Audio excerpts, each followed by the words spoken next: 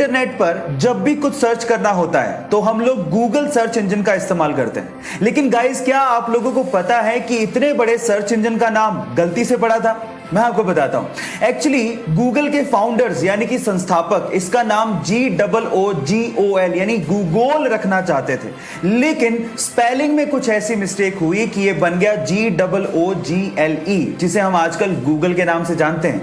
कितनी अजीब बात है कि दुनिया की इतनी बड़ी कंपनी का नाम गलती से पड़ा था। क्या आप लोगों को इससे पहले तक इफेक्ट पता था? और अगर नहीं पता था तो चैट सेक्शन में लिखना मत भूलिएगा।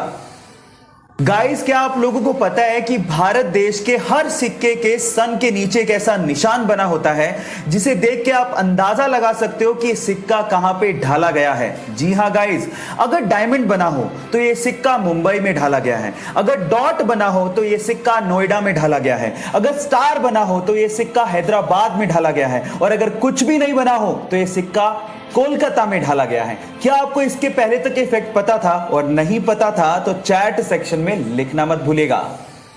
गाइस, आप लोगों ने किसी भी नदी के ऊपर से गुजरते ब्रिज को तो देखा होगा। वो ब्रिज इसलिए बनाए जाते हैं ताकि नदी के एक तरफ से दूसरी तरफ तक ट्रैफिक को ले जाया जा सके। लेकिन फ्रांस ने दुनिया का पहला ऐसा ब्रिज बना के तैयार किया है जहां से ट्रैफिक को नहीं बल्कि एक नहर को नदी के ऊपर से पास करवाया जाता है। कितना अमेजिंग लगता होगा ना कि नीचे से नदी बह रही है और ऊपर के पुल से कोई स्पीड बोट निकल रही है। आप लोगों को इस अमेजिंग पुल के बारे में सुन के कैसा लगा? चैट सेक्शन में लिखना मत भूलिएगा। आजकल के स्मार्टफोन में यूज होने वाले फिंगरप्रिंट सेंसर्स टेक्नोलॉजी वाइज इतने ज्यादा एडवांस होते हैं कि वो जिंदा आदमी और मरे हुए आदमी के फिंगरप्रिंट्स के बीच में डिफरेंस कर डालते हैं। मतलब ये हुआ कि मान लीजिए आपने किसी मरे हुए आदमी के फोन को उसी के फिंगरप्रिंट से खोलने की कोशिश करी तो फिंगरप्रिंट सेंसर्स उसे सेंस करके अनलॉक होने ही नहीं देगा। ये ऐसा इसलिए होता है क्योंकि मरने के बाद हमारे फिंगरप्रिंट सिकुड़ने लगते हैं, जिसे फिंगरप्रिंट सेंसर आइडेंटिफाई कर लेता है और फोन को कभी अनलॉक नहीं होने देता। इतनी एडवांस टेक्नोलॉजी आप लोग अभी यूज कर रहे हैं। क्या आपको इसके पहले तक ये बात पता थी? और नहीं पता थी तो चैट सेक्शन में लिखना मत भूलिएगा। रोल्स रॉयस दुनिया की सबसे महंगी कारों में शुमार है इसका नाम। लेकिन क्या आपको पता है कि रोल्स रॉयस की कारों के पहियों में लगा हुआ RR का लोगो पहिया घूमने के साथ कभी भी उल्टा नहीं होता, वो हमेशा सीधा ही रहता है। अगर आपने कभी गौर किया हो तो जितनी भी कार कंपनीज हैं वो अपने कार के पहियों के बीचों बीच कार का लोगो लगाती हैं, लेकिन जैसे ही पहिया घूमता है लोगो भी उल्टा हो जाता है। लेकिन रोल्स रॉयस की कारों में ऐसा मैकेनिज्म यूज किया गया है जिससे कार का पहिया घूमने के बावजूद भी RR का लोगो हमेशा सीधा ही रहता है। इससे रोल्स रॉयस कंपनी यह संदेश देना चाहती है कि कंपनी हमेशा ऊंचाइयों और सफलता की तरफ देखती है। क्या यह फैक्ट आपको इसके पहले तक पता था? और नहीं पता था तो चैट सेक्शन में लिखना मत भूलिएगा। क्या आप लोगों को पता है कि टॉम क्रूज अपनी अगली मूवी की शूटिंग स्पेस में करने वाले हैं?